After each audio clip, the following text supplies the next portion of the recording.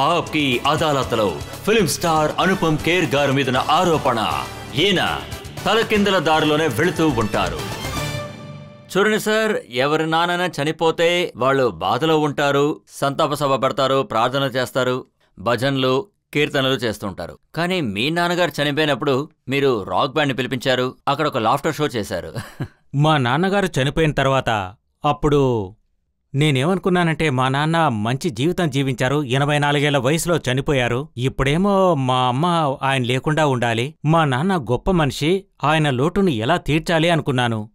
అందుకే నేను మా అమ్మతో అన్నాను, అమ్మా ఇలా చూడండి, నేను నాన్న ప్రేయర్ మీటింగ్ని కాస్త డిఫరెంట్గా చేయాలనుకుంటున్నాను అని చెప్పాను. దానికి మా అమ్మ అంటే ఏంటి అన్నారు.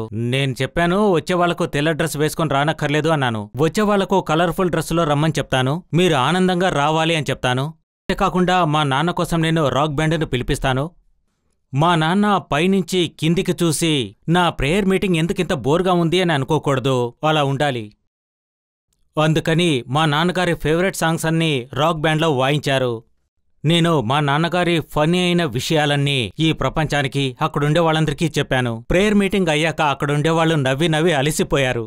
రాత్రి మా అమ్మ నాతో అంటుంది, అనుపమ్ థ్యాంక్యూ, బిట్టు థ్యాంక్యూ అని, నువ్వు నన్ను సంతోషపెట్టావు అని చెప్పారు. నా భర్త గొప్ప వ్యక్తి అని అందరికీ తెలిసేలా చేశావంది. ఇది మీరు ఇందాక చెప్పినట్టు మీరు వ్యత్యాసంగా చేసే విషయాలు సినిమాల్లో కూడా కనిపిస్తున్నాయి. మీరు ఒప్పుకుంటున్నారు, నాకు ఇంగ్లీష్ రాదు, నేను చదువుకోలేదని చెప్తున్నారు. అయినప్పటికీ మీరు ఇంగ్లీష్ సినిమాలు చేయడానికి సిద్ధమైపోయారు. నేను ముందే చెప్పినట్టు హిందీ మీడియం స్కూల్ నుంచి వచ్చాను. నాకు కొన్నేళ్ల ముందు అనిపించింది, లెట్ మీ ట్రై, నేను ఇంగ్లీష్ మూవీస్లో యాక్టింగ్ చేయగలనా లేదా అనిపించింది. అందుకే నాకు బ్యాండెడ్ లైక్ వ్యాక్యూమ్లో అవకాశం వచ్చింది. అదొక ఇంగ్లీష్ మూవీ, ట్రై చేస్తే తప్పేముంది అనుకున్నాను. ఆ ఫిల్మ్ సూపర్ హిట్ అయింది. కానీ ఇంగ్లీష్ మూవీస్లో నేను కష్టపడి నటించిన చిత్రం న్యూ ఆమ్స్టర్డామ్, అది నెట్ఫ్లిక్స్లో ఉంటుంది. అది మెడికల్కు సంబంధించిన మూవీ. అందులో నేను న్యూరాలజిస్ట్ పాత్ర వేశాను. నేను నార్మల్ వర్డ్నే చెప్పలేకపోయేవాణ్ణి, కానీ దాంట్లో దారుణమైన మెడికల్ వర్డ్స్ కూడా ఉంటాయి. నేను ఉదయం 4 గంటలకు లేసి వాటిని చదివేవాణ్ణి. ఐ థింక్ ఒక కష్టమైన పని చెయ్యకుండా అది మనం చేయగలమా లేదా అని ఎలా తెలుస్తుంది? అది నా హిట్ అయిన సిరీస్ అని చెప్పొచ్చు. ఇన్ఫ్యాక్ట్ అమెరికాలో అది చాలా బాగా వెళ్ళింది. నేను ఇప్పటికీ ఇంగ్లీష్ మాట్లాడేటప్పుడు మనసులో ట్రాన్స్లేషన్ చేసుకుంటాను. ముందు హిందీ నుంచి ఇంగ్లీష్కు ట్రాన్స్లేట్ చేసుకుంటాను, ఆ తర్వాత వాళ్ళతో మాట్లాడతాను. అది రివర్స్గా ఉంటుంది. పోయిన సంవత్సరం చేసిన పని నేను మళ్ళీ ఎందుకు చేయాలి? వచ్చే సంవత్సరం డిఫరెంట్గా ఎందుకు చేయకూడదు? మీరు డిఫరెంట్గా చేసిన విషయాన్ని గుర్తు చేస్తాను. అంటే మీరు చెప్పిన ఈ అమెరికా సిరీస్ చాలా సక్సెస్ అయిందని చెప్పారు. అందువల్ల మిమ్మల్ని డాక్టర్ని పిలవడం మొదలుపెట్టారు. అది ఇండియాలో, అమెరికాలో అన్ని చోట్ల పాపులర్ అయింది. దాన్ని మీరు సగంలోనే వదిలేసి వచ్చేశారు. అది 5 సీజన్లుంటుంది. నాకు చాలా డబ్బొచ్చింది. But Kiran was unfortunately detected with cancer. అది మల్టిపుల్ మైలోమా. అప్పుడు నాకనిపించింది, నేను అమెరికాలో ఎలా ఉండగలుగుతాను? ఎందుకంటే కిరణ్కు నా అవసరం ఉంది. నేనేమీ డాక్టర్ని కాదు తనకు హెల్ప్ చేయడానికి, కానీ కొన్ని సమయాల్లో సపోర్ట్ సిస్టమ్ అనేది చాలా అవసరమవుతుంది. ఇన్నేళ్లుగా నాకు తోడుగా నా భార్యగా ఉన్న వ్యక్తి నాతో పాటుగా కలిసి జీవించింది, నా కష్టసుఖాల్లో పాలు పంచుకుంది. అలాంటప్పుడు ఈ సిరీస్ను నేనెలా చేస్తూ ఇక్కడే ఉండగలను అనుకున్నాను. అందుకే సిరీస్ వదిలి ఇండియాకొచ్చేశాను. అక్కడ్నుంచి వచ్చాక నేనావిడ జబ్బును గాని ఆవిడ బాధను గాని తగ్గించలేకపోయాను. కానీ ఒకరు మనతో పాటు ఉంటే అది మనకెంతో ధైర్యంగా ఉంటుంది. కానీ కిరణ్ మాత్రం నువ్వక్కడ్నుంచి వచ్చేయని మాత్రం నాతో చెప్పలేదు. కానీ నాకేమనిపించిందంటే ఈ విజయాన్ని వదిలేసి ఇక్కడికొచ్చి తనతో కలిసి ఉండడం ఇదే ముఖ్యమని నాకనిపించింది. అందుకే వచ్చేశాను. ప్రజలు ఎవరైనా అడగాలంటే అడగచ్చు. మీరు అడగండి. సార్, మీరు సతీష్ కౌశిక్ గారు చాలా డీప్గా ఫ్రెండ్షిప్లో ఉండేవారు. నేను సతీష్ కౌశిక్ ఇద్దరం చాలా మంచి మిత్రులం. నేషనల్ స్కూల్ ఆఫ్ డ్రామా నుంచి 1974 నుంచి మేం ఫ్రెండ్స్మే. అతని సహచర్యం నాకు చాలా గొప్ప అనుభూతినే మిగిల్చిందని చెప్పొచ్చు. He was a great man. ఇప్పటికీ నేను డ్రైవర్తో చెప్తూ ఉంటాను, సతీష్ ఆఫీస్కు తీసుకువెళ్ళు అని. ఆయన కూతురు వంశిక, తనంటే నాకు చాలా ఇష్టం. అండ్ నేను తన్ని చాలా మిస్ అయ్యాను. మీరు సతీష్ కౌశిక్ గారు కూర్చుని మాట్లాడితే అసలు నవ్వుకుంటూనే ఉంటారు, పొట్ట నొప్పి కూడా వస్తుంది. అవునవునవును, అది ఆటోమేటిక్ గా జరుగుతుంది. సతీష్ కు చాలా సెన్స్ ఆఫ్ హ్యూమర్ ఉండేది. అతను చాలా మామూలుగానే కామెడీ చేస్తాడు. ఆయనతో మీరు ఒక విషయం మాట్లాడారు, అదేంటంటే పెళ్లిలో తినడానికి. అవును, నేను పని కోసం కొత్తలో బాంబేకి వచ్చినప్పుడు అప్పట్లో మంచి భోజనం కోసం ఎదురు చూసేవాణ్ణి. నా గడ్డం కాస్త బ్రౌన్గా ఉంటుంది, అందుకే నన్నందరూ ఇంగ్లీష్ వాడేమో అనుకునేవారు. నేనొక డ్రామాలో నటించాను, 3 Penny Opera. అందులో నటించిన ఒక వైట్ సూట్ని నాతోనే ఉంచుకున్నాను.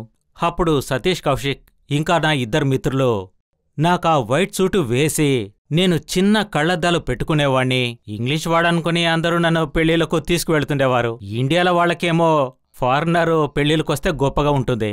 నన్ను తీసుకువెళ్లి వాళ్ళు ఇంట్రడ్యూస్ చేసేవాళ్ళు, దిస్ ఈజ్ మిస్టర్ బల్టోట్, బర్త్ ఫ్రమ్ జర్మనీ అని. బటోల్ బ్రఫ్ అనే వ్యక్తి జర్మనీలో చాలా ఫేమస్ ప్లేయర్.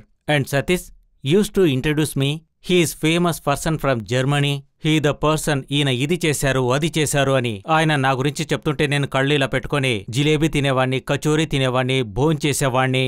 ఈ విధంగా మేం కలిసి ఎన్నో పెళ్లిళ్లకు వెళ్లడం జరిగింది. లెక్కలేనని పెళ్లిలో. యా, మీ ఇంట్లో పెళ్లి ఉంటే చెప్పండి, నేను గడ్డం పెట్టుకుని వస్తాను ఫారినర్గా.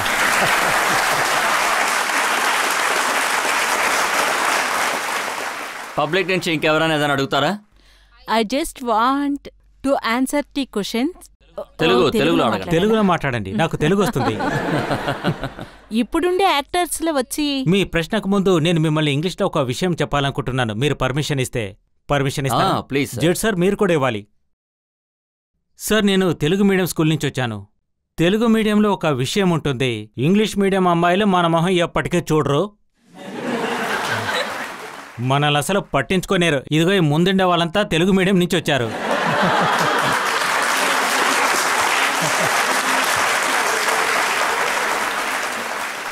వీళ్ళంతా ఎంత వేగంగా తల ఊపుతున్నారు, వదిలేస్తే ఒళ్ళో పడిపోయేలా ఉంది. మమ్మల్ని ఎవరు చూడరు. అప్పుడు మా ప్రిన్సిపాల్ గారేమో సత్యప్రకాష్ గారు. నాకు ఇంగ్లీష్లో మాట్లాడాలని చాలా కోరిక, ఎవరైనా నన్ను చూస్తారని ఆశ. అప్పుడు నేను చాలా సన్నగా ఉండేవాణ్ణి. ఎంత సన్నగా ఉండేవాణ్ణంటే ఒక హోల్ నుంచి 2 చూడగలిగేవాణ్ణి.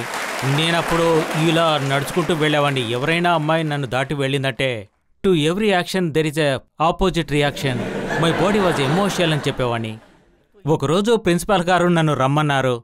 మన స్కూల్లో ఉన్నటువంటి ప్రిన్సెస్ ఆఫ్ దుర్గావతి లక్నోలో ఉంటారు. ఆవిడే మాకు పెద్ద డోనర్. మా స్కూల్కి ఎక్కువ డొనేషన్లు ఇచ్చేవారు, 2000, 3000 ఇచ్చేవారు. అందుకనే ప్రతి సంవత్సరం చీఫ్ గెస్ట్ గా ఆవిడే వచ్చేవారు. ఆవిడ్ని చూసి చూసి 200, 300 ఏళ్లు అన్నట్టుగా ఉండేవారు. అందుకే ప్రిన్సిపల్ గారు చెప్పారు, ఆమెను పొగుడుతూ ఏదైనా చెప్పండి అని. నాతో చెప్పారు, నువ్వు ఇంగ్లీష్లో ఏదైనా ఒక స్పీచ్ తయారు చేసుకో అన్నారు. నేను ఎలా సార్ అన్నాను. లేదు లేదు, గుర్తు తెచ్చుకో, వచ్చేస్తుంది. మా బాబాయ్లో ఒకరు బాగా చదువుకున్న వ్యక్తి ఉన్నారు, ప్యారలాల్ గారు, ఇప్పటికీ ఉన్నారు. ఆయన ఏమన్నారంటే, నువ్వు ఎడిటోరియల్ బాగా చదివావంటే ఇంగ్లీష్ ఈజీగా వస్తుందన్నారు. 15 రోజుల తర్వాత ప్రైజ్ డిస్ట్రిబ్యూషన్ ఉంది. నేనొక వైపు ఎడిటోరియల్ ని ప్రాక్టీస్ చేస్తున్నాను, మరొక వైపు మనసులో స్పీచ్ గురించి కూడా అనుకుంటూ ఉన్నాను. కాని చివరికి ప్రైజ్ డిస్ట్రిబ్యూషన్ రోజు 2 స్పీచ్లు మిక్స్ అయిపోయాయి. అప్పుడు నేనిచ్చిన స్పీచ్ కాస్త ఎగ్జాటరేటర్గా ఉంటుంది, కానీ నిజం.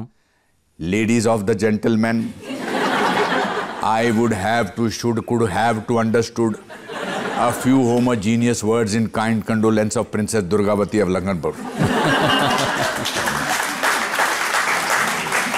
The infection of the last commission in the life founding. That is why I am looking at you. Sometime a furniture and sometime I miss it. ఆ తర్వాత మా ప్రిన్సిపాల్కు హార్ట్ అటాక్ వచ్చింది. దానికి కారణం నేనే అనుకుంటాను. అడగండి, తెలుగులో అడగండి ప్లీజ్. ఖచ్చితంగా మనస్ఫూర్తిగా తెలుగులో మాట్లాడతా. సార్, ఇప్పుడుండే యాక్టర్స్ చూసారంటే అందరికీ పొడవైన జుట్టుంది. అందుకని వాళ్ళతో మీరు నటించడానికి మీకు డిఫరెంట్ అనిపించలేదా? చూడ్డానికి అడుగు మనుషుల్లాగా ఉంటారు. ఇలా చూడండి, ఈ ప్రపంచంలో 2 రకాల వ్యక్తులు ఉంటారు, బాడీస్ అండ్ ఫ్యూచర్ బాడీస్.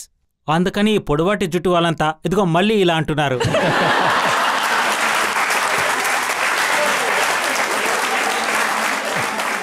నేను వెళ్ళి ఆయన్ని హక్ చేసుకుంటాను. ఆయన నాకు పెద్ద ఫ్యాన్. రండి, అద్భుతం, నిజంగా సూపర్.